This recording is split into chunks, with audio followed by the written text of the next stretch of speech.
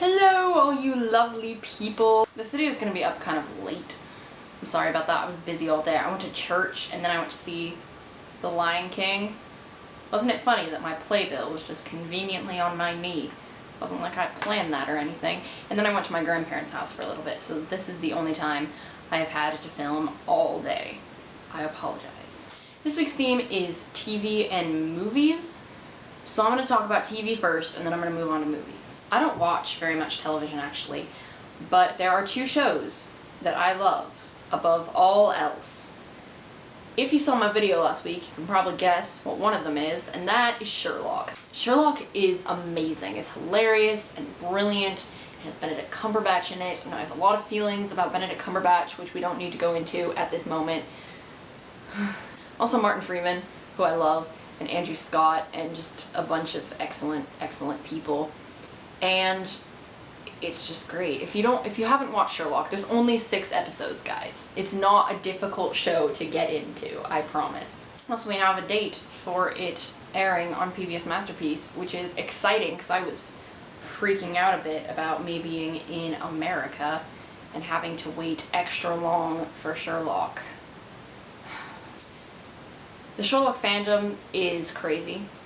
If you go on Tumblr, wanting a nice, calm fandom who likes a nice adaptation of Sir Arthur Conan Doyle's book series, you will not find that.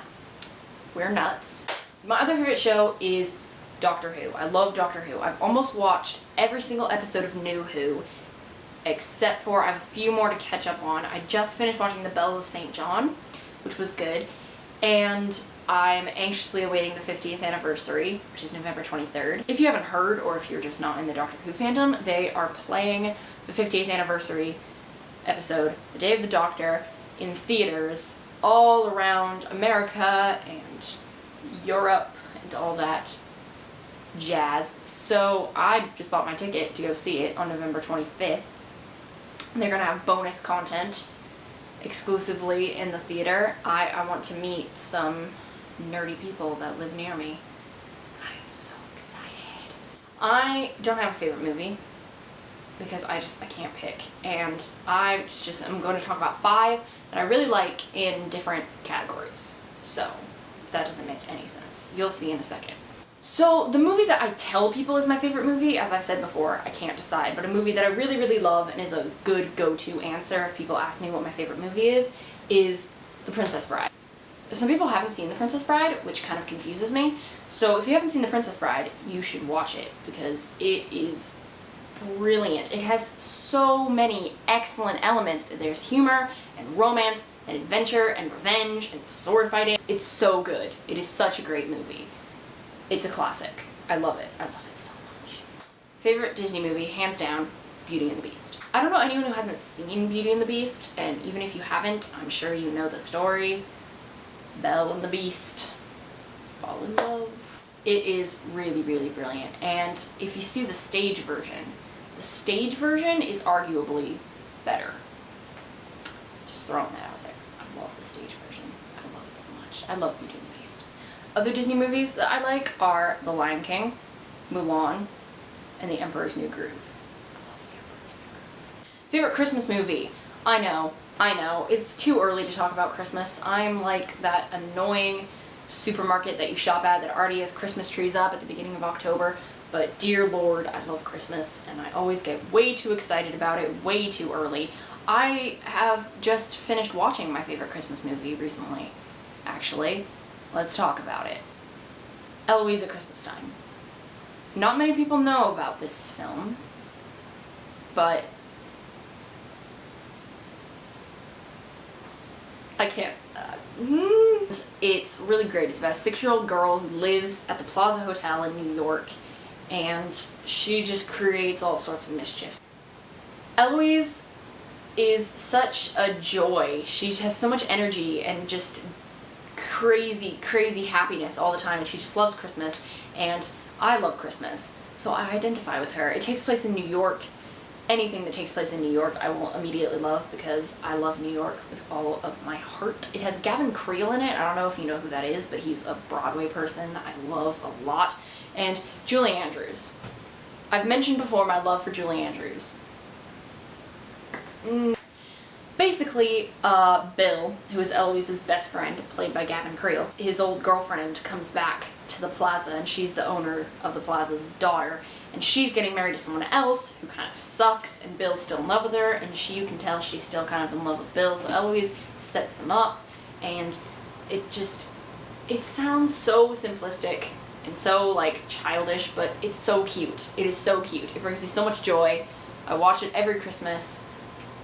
It makes me feel like a 5-year-old, which I like, and I can just curl up in a little ball and rock back and forth with love for this movie.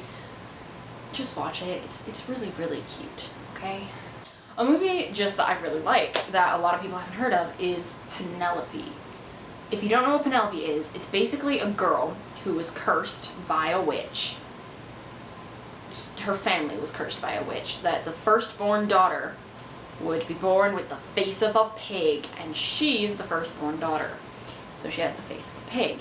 And it's really not that bad. Like, it's cute. She's got like a little pig nose and little pig ears. But apparently the only way to break the curse is to have someone of her own kind accept her as she is. So her family takes this to mean that she needs to find a blue blood because their family is super rich and they need to find another rich family. But all of the men run away from her because they're horrified by her pig face, which really isn't that bad, and I feel so bad for her. But then she meets a boy, and he accepts her for who she is, but he says he can't marry her and runs away. It's very sad. But you'll see why, there's a good reason, and it's all about her living her life. And it has James McAvoy, if you know who that is. He's Scottish and he's beautiful and I love him. And yeah, he's American in the movie, but in Scottish in real life. And finally, a movie that has come out recently that I really like, Now You See Me, with Jesse Eisenberg and Morgan Freeman and Mark Ruffalo and a bunch of other cool people. It's about a group of 4 magicians, and they are pulling like crazy stunts using their magic, and they rob a bank using magic, and they do a bunch of other crazy stuff, and it's about the policeman, Mark Ruffalo, who's trying to kind of catch them, and there's a big twist ending that will blow your mind. It blew my mind. The whole movie blew my mind. It was really, really good. You should watch it. I'm really tired. I don't know how eloquent this video was, but I hope you enjoyed. I really liked all of your videos this week. I also am a massive fan of Tim Burton. I need to rewatch The Corpse Bride because I think I went to see it in theaters when I was like 6 or however old I was when it came out, and it freaked me out because the skeleton talked. Hope you all have lovely days. Goodbye. Ow, my elbow cracked. I'm tired. I don't know how elegant words.